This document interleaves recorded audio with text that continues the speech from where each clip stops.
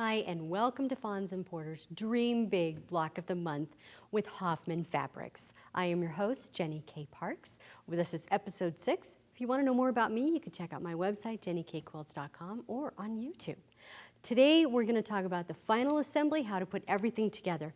Thanks for hanging in there with me as we go through the whole process. I hope you learned a lot, and I hope you're really getting excited to finish everything up. I know I am. Okay, so as quilters, we sometimes want to know the history of the blocks. Where did this block come from? What is the meaning behind that block? And I thought, since we're working with flowers, I might share some of the meanings of the different kind of flowers. And then we'll go on to the final assembly. I'll show you how to put everything together. Okay, so the first block that we had was the peony and forget-me-nots. And the peony flower was named after a Greek doctor, and it's supposed to symbolize good fortune. So when you're wishing somebody good fortune, you would give them peonies.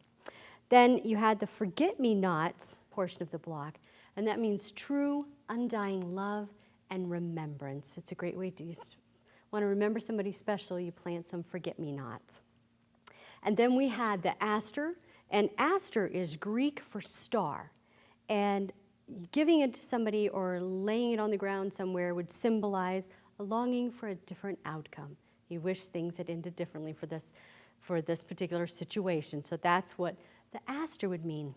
And then our center, our medallion here, is a chrysanthemum. And it means lasting friendship, enduring life, and dried chrysanthemum flowers makes a delicious tea. So there you go, you can enjoy that and just a little history about the flowers. Now I'm going to clear this off and I'll show you how to put the final quilt together. All right, let's put this all together.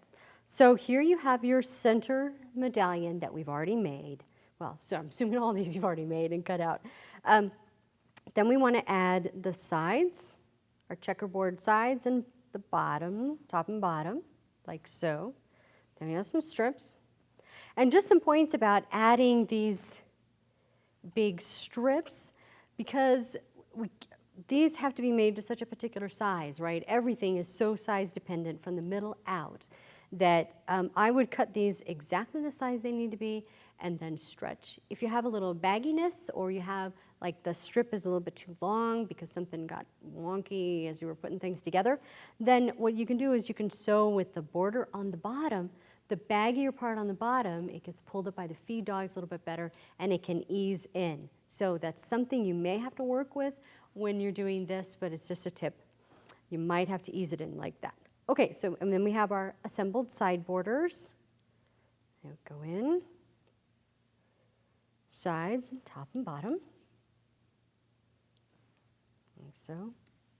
And then your outer borders, sides, and the top and bottom. And that's it.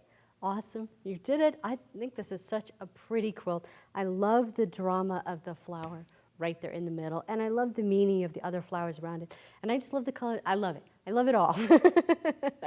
All right, well, thanks for staying with me through this whole project. I hope you learned a lot. I hope you enjoyed it, and I hope you had fun and that you love your finished product. So thanks for tuning in, and I'll see you next time.